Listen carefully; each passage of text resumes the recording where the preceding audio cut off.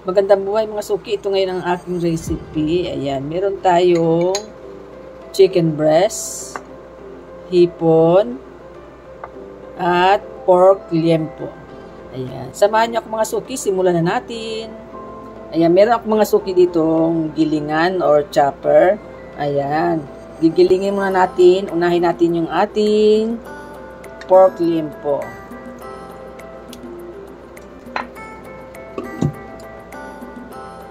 Ayan, gilingan natin.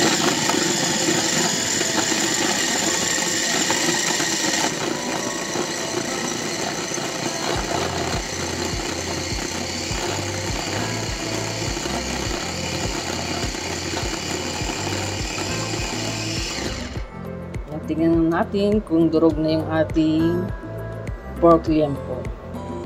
Ayan, pwede na siguro ito. Ayan mga suki.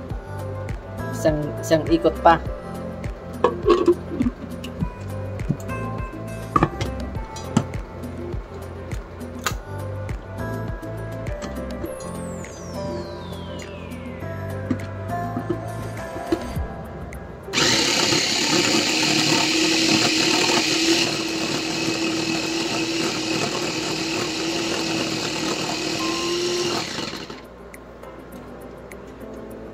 Yan, tingnan natin.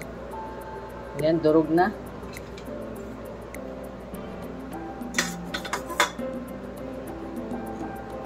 Yan, lipat na natin yung ating, ito na mga suki, yung ating pork liempo. Ayan, ang sunod natin gigilingin mga suki, yung ating chicken breast. Ayan, lagayan natin siya.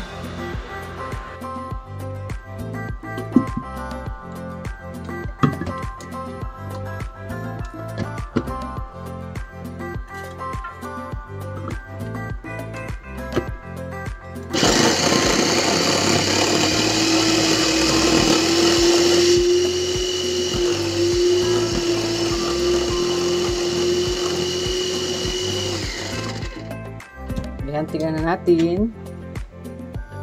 Ayan, durog na. Mas mabilis gilingin yung ating chicken breast kasi malambot siya.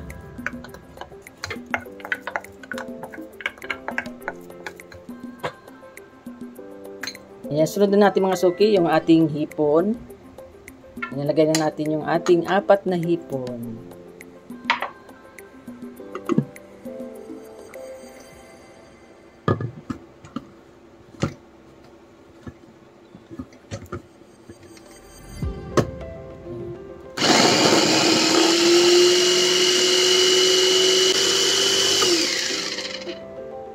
Tingnan natin.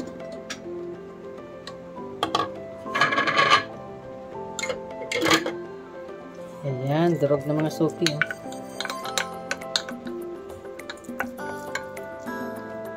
Ito ating hipon. Maglalagay na tayo ng olive oil. Yan, konti lang. Ayan, mainit na siya mga suki. Pwede na natin ilagay yung ating chicken breast. Ayan, unahin muna natin siya.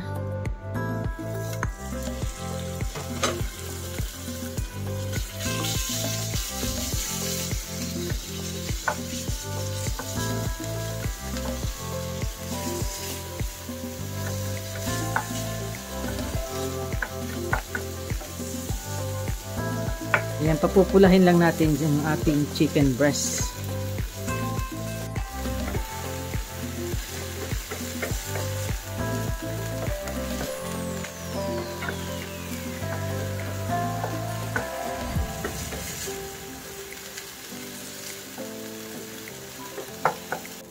Ayan, medyo luto na siya mga suki.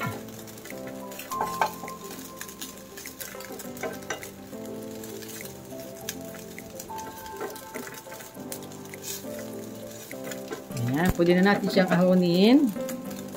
Ayan, golden brown na siya.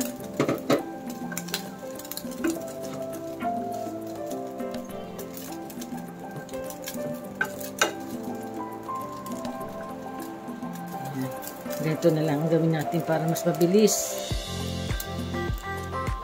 Ayan. Ito na mga suki yung ating chicken breast. Ang sunod natin lulutuin yung ating serms or hipon.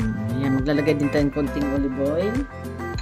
Ayan, dito pa rin sa isang kawaling to natin lulutuin. Ayan, lagay na natin yung ating hipon.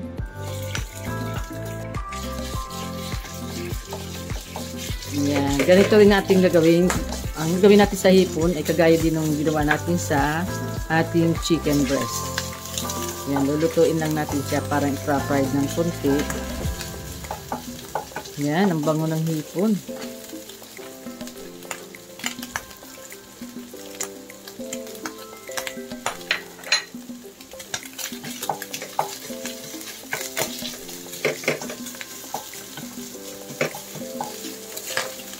Matalbo na.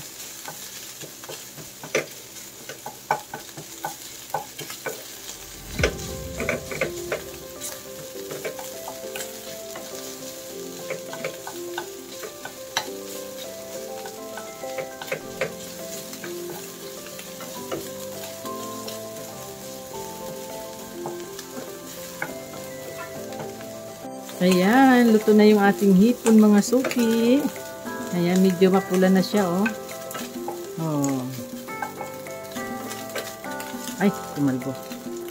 Ayan, medyo crispy na siya mga suki. Pwede na natin siyang ahunin. Mas mabilis siyang alisin sa kawali kapag ganito. Ayan. Oh, ito na yung ating hipon. Ayan, tabi muna natin siya. Ngayon, ang isusunod naman natin, yung ating pork lempo. Ayan, hindi na tayo maglalagay ng oil dahil mataba ito. May langis na siya.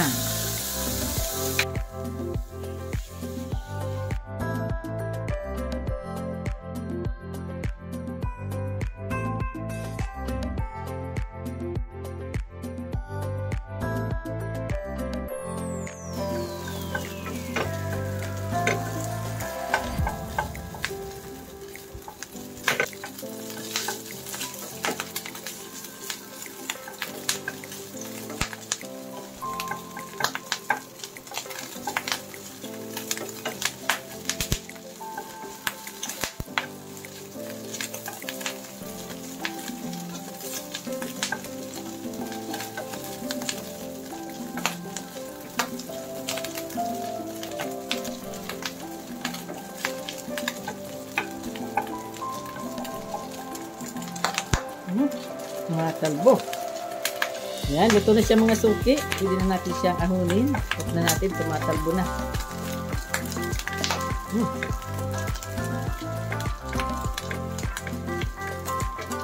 Ayan, luto na yung ating pork lempo. Ayan.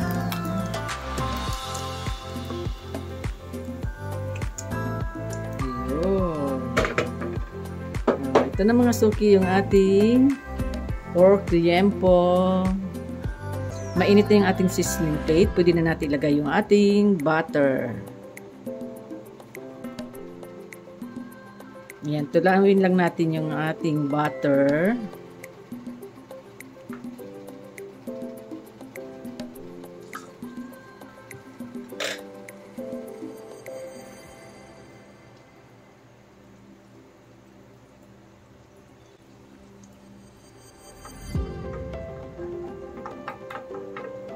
Yan, mga 2 kutsara siguro yung ating nilagay na butter.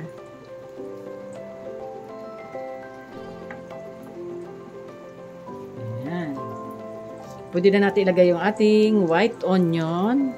Yan, mas masarap pag maraming sibuyas.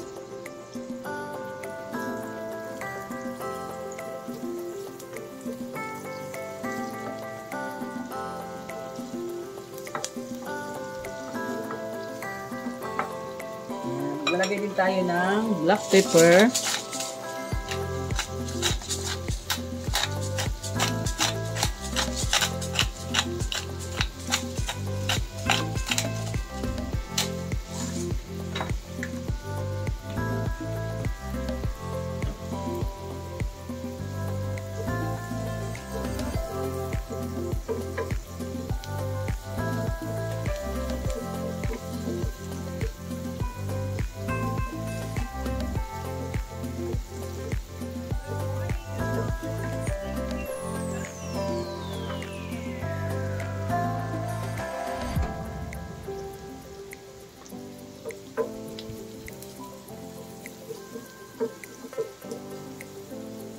Ayan, medyo luto na yung ating sibuyas. Pwede na natin ilagay yung ating, unahin natin mga suki yung ating pork liempo. Ayan, lagay natin siya din sa tabi.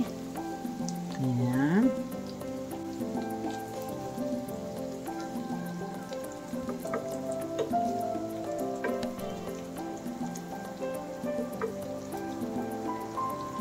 Ayan, ilagay naman natin yung ating hipon sa gitna.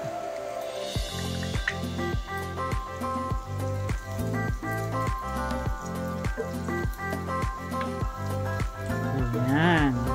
Next, ilagay na natin yung ating chicken breast. Ayan, dito natin siya sa kabilang dulo. Ayan. Then, maglalagay din tayo ng soy sauce. Ayan, isang kutsarang soy sauce lang.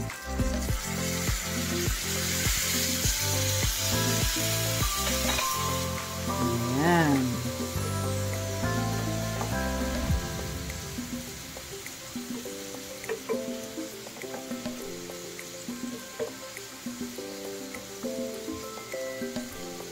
Then, ilagay na natin yung ating siling green. Ayan. At pulang sili. Ayan. Ayan, haluin lang natin siya.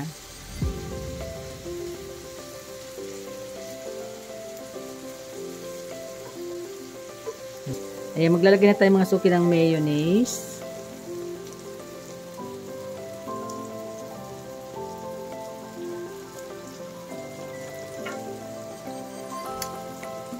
Ayan, lagyan pa natin dito sa kabilang dulo.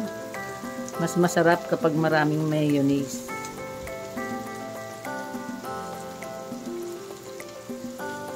Oh, ayan. Perfect na mga suki. Ayan, ready na yung ating sisig. Ayan, luto na siya. Ayan mga suki, di na tayo maglalagay ng itlog. Ayan, luto na natin yan. Lagyan na lang natin siya ng kalamansi.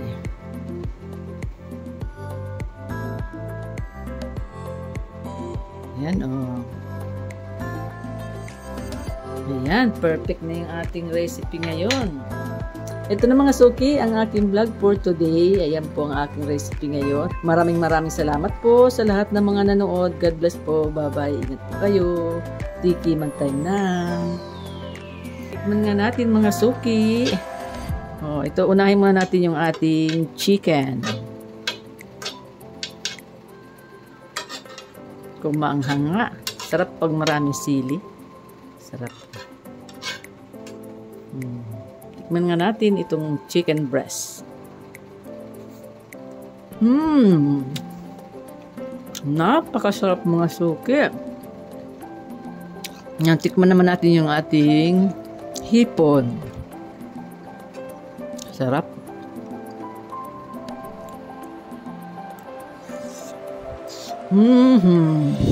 Yan, sunod natin tikman yung pork liempo.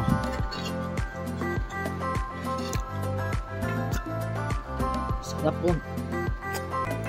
Perfect.